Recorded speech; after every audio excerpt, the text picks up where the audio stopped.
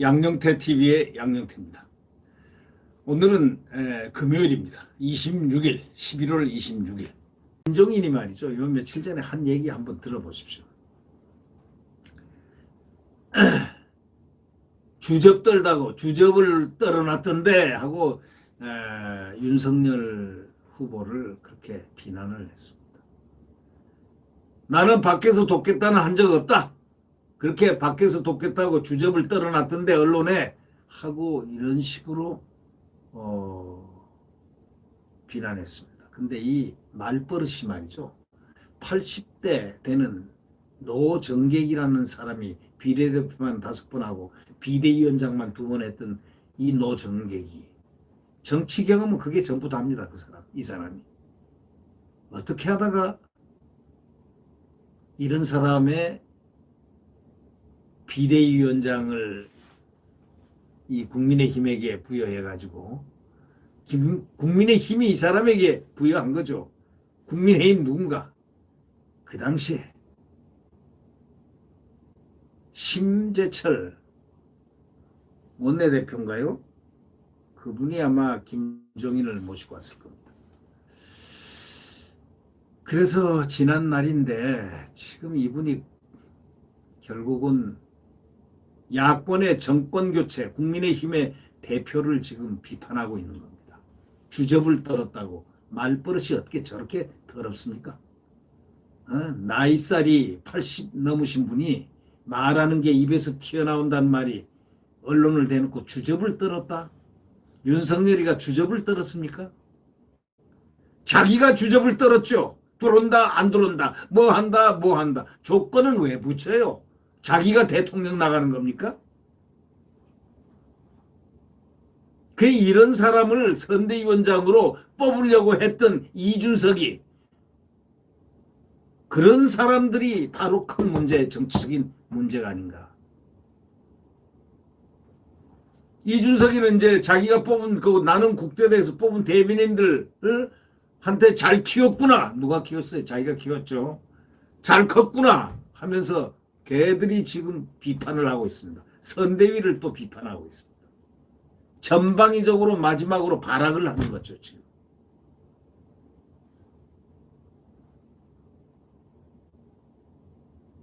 김종인 씨가 윤석열 대선 후보 측이 김 전 위원장에게 조건 없는 합류 선언이 없으면 이제 끝이다라는 최후 통첩을 했다는 어떤 보도가 나왔습니다.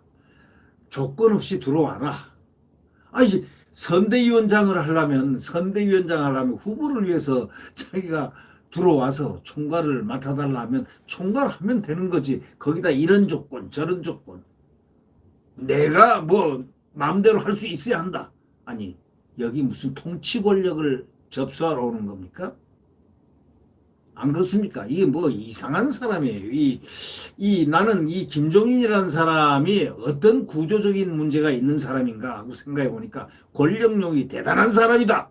안 그러면은 아니 지금 대선 후보인 윤석열 도와주면 되는 거 아닙니까? 도우러 오는 것이 자기가 권력을 가지러 오는 거 아니잖아요. 조건 없는 합류 선언이 없으면은 이제는 시간을 끌 수 없다. 이런 시간에 최후 통첩을 했다는 그런 보도가 나왔습니다. 그러니까 딱 대뜸 한다는 얘기가 주접을 떨어놨다 하면서 불편한 심기를 아주 적나라하게 표현했습니다. 이 우리가 주접 떨다라는 얘기를 갖다가 함부로 안 씁니다. 공개적으로 특히 공인이 그 말을 그런 용어를 쓴다는 것은 그 인격의 천박함이 같이 묻어나오는 용어이기 때문에 그런 말은 공개적으로는 잘 쓰지를 않는데 이분은 아주 무심코 나왔겠죠. 주접을 떨어놨다.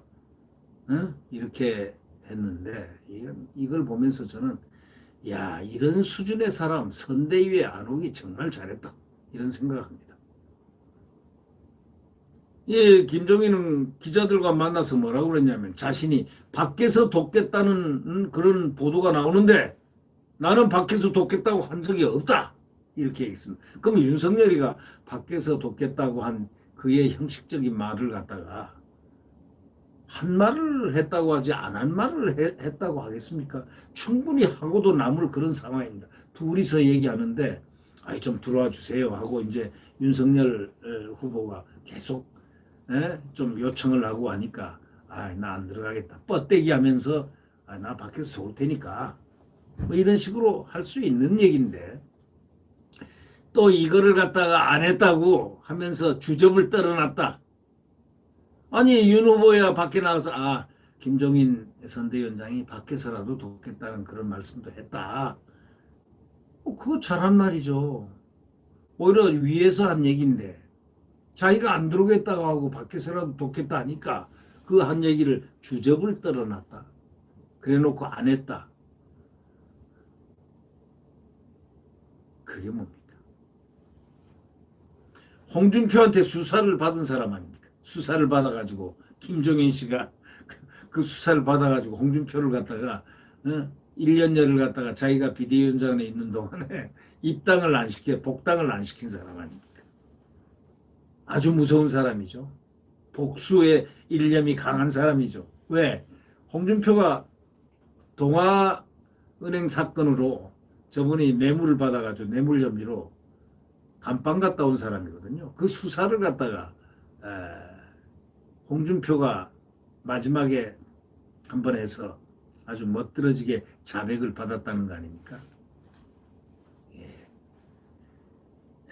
이 김 전 위원장이 소위 김종인 그 양반이 지난 그 윤석열 후보하고 만찬을 했지 않습니까? 24일인가 이틀 전이죠. 그 대화에 대해서 특별한 의미가 없다 하면서 오늘도 언론을 보니까 말이지 윤석열이가 무슨 최후 통첩을 했다고 주접을 떨어놨는데 내가 그 뉴스 보고 잘 됐다고 그랬다 이렇게 얘기를 한 것이 언론에 나왔습니다. 이런 말을 하는 사람 그 인품과 인격과 품격과 그가 가지고 있는 모습과 그것이 그의 리더십의 전부다. 한마디로 잘 표현했습니다. 주접을 떨어놓네요. 제가 보기에는 주접을 잘 떨어놓은 것 같습니다. 네. 뉴스에다가 김종인 씨가 주접을 잘 떨어놨으니까 이 언론들이 이런 주접을 떨었다는 말을 쓰는 거 아니겠습니까? 그러면서 이렇게 얘기했습니다. 내 입장을 얘기했고 거기에 대해서 내가 더 이상 물러나지 않으니까 알아서 해결하기를 기다리는 것이다 하면서 더 이상 내가 딴 얘기는 하지 않는다. 자꾸 말을 만들어내면 서로가 기분만 나빠지니까 질문들 하지 마라. 뭐 이렇게 하고 피했다는 겁니다. 그러니까 윤 후보의 결단을 기다리는 것이냐 하고 이제 기자가 딱 질문하니까 시간이 해결할 테니까 시간 가는 걸 지켜본다. 이렇게 얘기했다는 겁니다. 정말 윤 후보가 김종인을 받아들인다면 저는 윤 후보 지지를 철회하고 싶을 정도입니다. 왜? 이런 사람을 이런 김종인 같은 사람을 이렇게 용어의 험악한 그 사용 용처도 잘 모르는 사람 주접을 떤다 이런 용어를 사용하는 사람을 어떻게 선대위원장 총괄로 모시겠습니까? 이런 사람을 만약에 선대위에 총괄로 데려온다면 저는 지지를 철회합니다. 왜? 저는 김종인이 싫습니다. 왜? 이 김종인하고 이준석 때문에 지금 표가 지금 막 깎아 내려가고 있다는 거. 이제 덜 깎아야 되지 않습니까? 여기서 딱 멈춰야 됩니다. 이분들은 뭐 표를 이 승리, 정권 교체를 위해서 이러는 사람들인지 아니면 윤석열 후보를 갖다가 표를 깨러 온 사람인지 거의 착각을 할 정도입니다. 이상하다. 왜 이 사람들이 윤석열 후보를 저렇게 죽이려고 달려들까? 물론 이준석은 유승민, 네, 소위 키즈니까 당연히 처음부터 그는 오자마자부터 윤석열을 죽이기 시작했던 자고 그래서 그건 다 알고 있는 익히 알고 있지만 아니 김종인은 한때는 별이다 했잖아요. 별을 잡았다. 윤석열 후보를 향해서 별을 잡았다. 후보가 아닐 때 그렇게 얘기했잖아요. 그런 사람이 이렇게 돌변하고 정치적 목적이라든가 자기 이익에 반한다 해서 이렇게 한다는 것. 이걸 보는 국민들 마음이 좋겠습니까? 네, 그래서 정치는 더럽다고 하는 모양입니다. 정말 파리떼가 누군지 한번 그가 파리떼가 뭐 캠프에 많다고 그랬잖아요, 그때. 근데 진짜 파리떼가 누군지 요즘 의문이 섭니다. 진짜 파리떼가 누구지? 누가 파리떼일까? 지금 이름이 거명되는 사람들 중에 파리떼가 없을까? 이런 생각이 든다니까요. 네. 네, 구독 버튼과 엄지를 눌러주시면 감사하겠습니다.